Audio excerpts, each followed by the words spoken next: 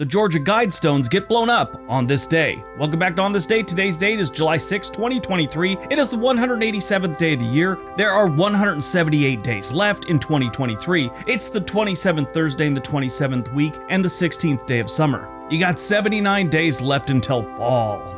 Today is World Zoonosis Day. World Zoonosis Day is observed annually on July 6th. This day aims to shed light on diseases that originate in animals that can be transmitted to humans. In a study by the CDC, 60% of all existing infectious diseases are zoonotic, and at least 70% of emerging infectious diseases originate in animals. Basically, everything that's making us sick is coming from animals. Not everything, but you know what I mean. The definition of zoonosis is simply a disease that can be transmitted to humans from animals. That's all it is. A few examples are rabies, Lyme disease, West Nile virus, the plague, and salmonella. All right, let's see what else July 6th has given us.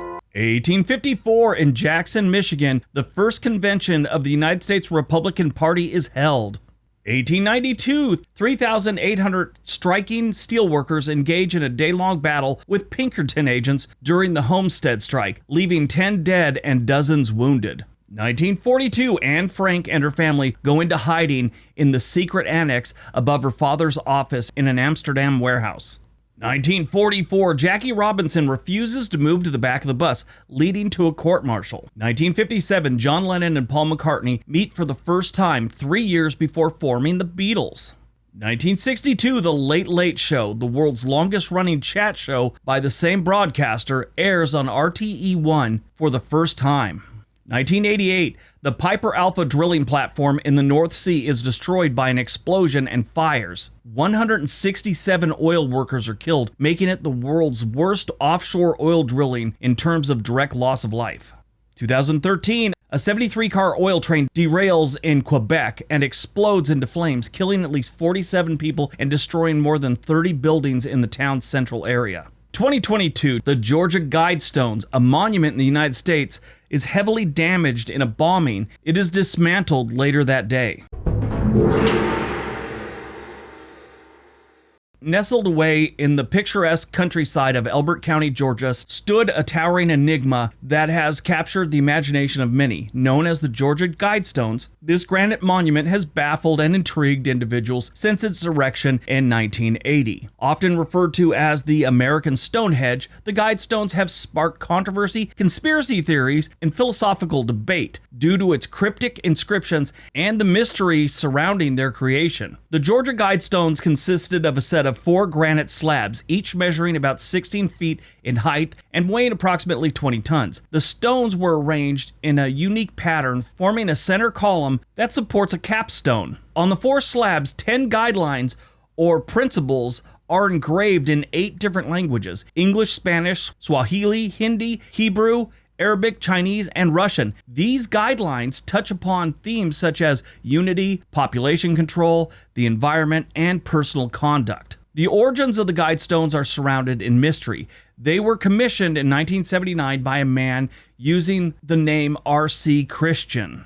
He claimed to represent a group of individuals who wanted to remain anonymous. The identity and motives of this group have never been revealed, fueling speculation and conspiracy theories. It is believed that R.C. Christian chose Elbert County as a location due to its reputation for being the granite capital of the world, and the stones were erected in a way to align with such events like the solstice and the equinox. The principles inscribed on the Georgia Guidestone have raised eyebrows and provoked wide range of interpretations. The first guideline states, maintain humanity under 500 million in perpetual balance with nature. The notion of reducing the global population to such a small number has stirred controversy, as it's raised questions about the ethical implications of population control. Other principles advocate for harmony between diverse nations, forests, fostering a sustainable environment, and preserving individual liberties. However, the true intentions behind these principles remain unknown,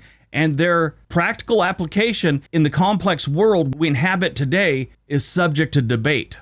So these things stood since the early 1980s, and nobody really paid attention to them. They knew they were there, people would stop by and check them out, but on a massive scale, nobody really knew about them.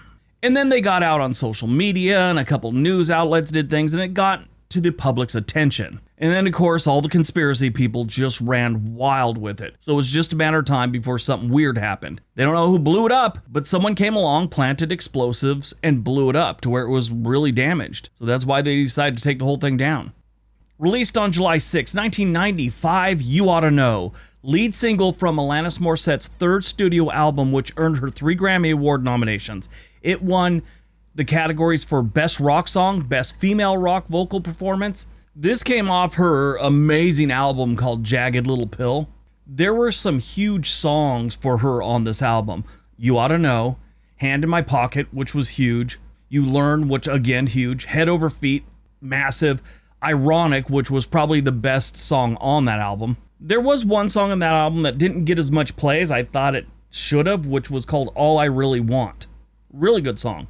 Whole album was amazing. I had tickets to go see her for the 25th anniversary tour she was doing for that album. It was supposed to happen, and then the pandemic hit and canceled everything. It sucked. Great album, great singer. Never met her, but you get the vibe that she's just a nice person too. Who knows?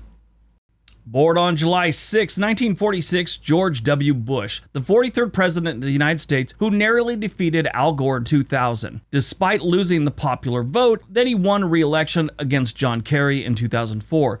The September 11th terrorist attacks occurred just 8 months into his first presidential term, and in response, he called for a war on terror, which ultimately led to the wars in Afghanistan and Iraq. He was a baseball player in college and high school, obviously. He was also a cheerleader at his boarding school. He studied at Yale University before later obtaining an MBA from Harvard. He served as the governor of Texas from 1995 to 2000. His approval rating after September 11, 2001's terrorist attacks were among the highest of any president in history. But at the 2008 financial crisis, it was one of the lowest approval ratings in history. Died on July 6, 2022, just last year, James Caan, actor best known as Sonny Corleone in The Godfather. His other notable credits include El Dorado, Elf, Misery, and Kiss Me Goodbye. He played football for Michigan State University and participated in rodeos. James Caan died on July 6, 2022 at Ronald Reagan UCLA Medical Center in Los Angeles from a heart attack caused by coronary artery disease. He was 82 years old. At the time of his death, he also had chronic obstructive pulmonary disease and congestive heart failure. He was buried at Eden Memorial Park Cemetery. That is in Mission Hills, California, and has some interesting people buried there. Groucho Marx, Lenny Bruce, Marty Allen, and Brad Morrow. All right, that's today's video. Hope you guys enjoyed it. Hope you got some information out of it. Now go out, have a great day, and be nice to each other.